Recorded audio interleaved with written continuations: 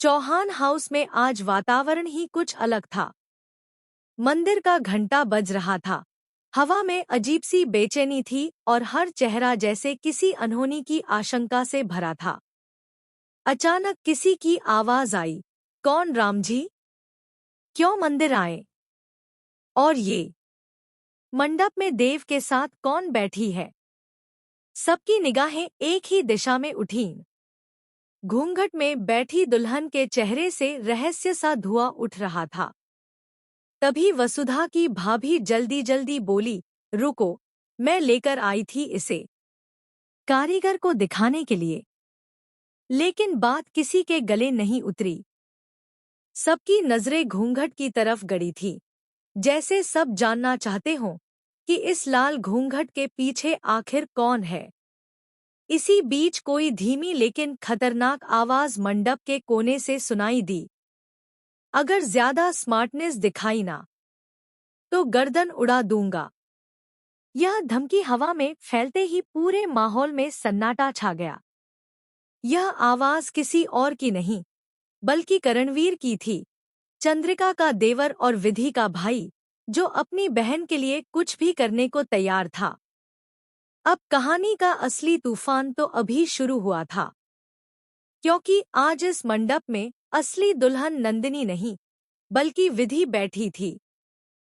और वह भी अपनी मर्जी से नहीं, बल्कि वसुधा और दिव्या को धमकाकर। विधि को लगा था कि वह घूंघट के पीछे छिपकर सबको मूर्ख बना लेगी, लेकिन किस्मत ने शायद उसके लिए कुछ और ही लिखा था। मंच पर बैठे देव ने जैसे ही दुल्हन का चेहरा जरा सा देखा, उसका दिल धड़क उठा। यह चेहरा, यह तो नंदिनी का नहीं हो सकता। देव की सांसें भारी होने लगी। उसने एक झटके से सबके सामने दुल्हन का घूंघट हटा दिया।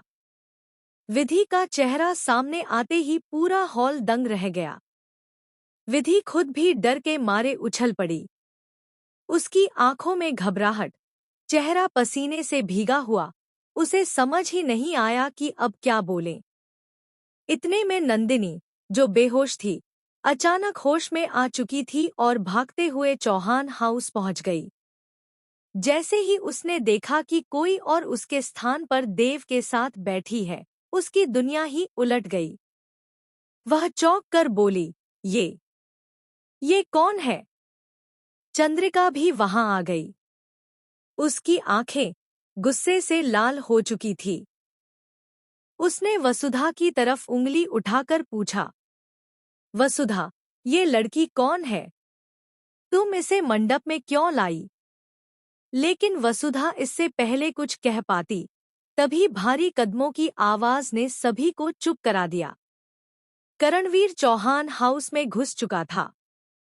उसके हाथ में चमकती हुई बंदूक थी। हवा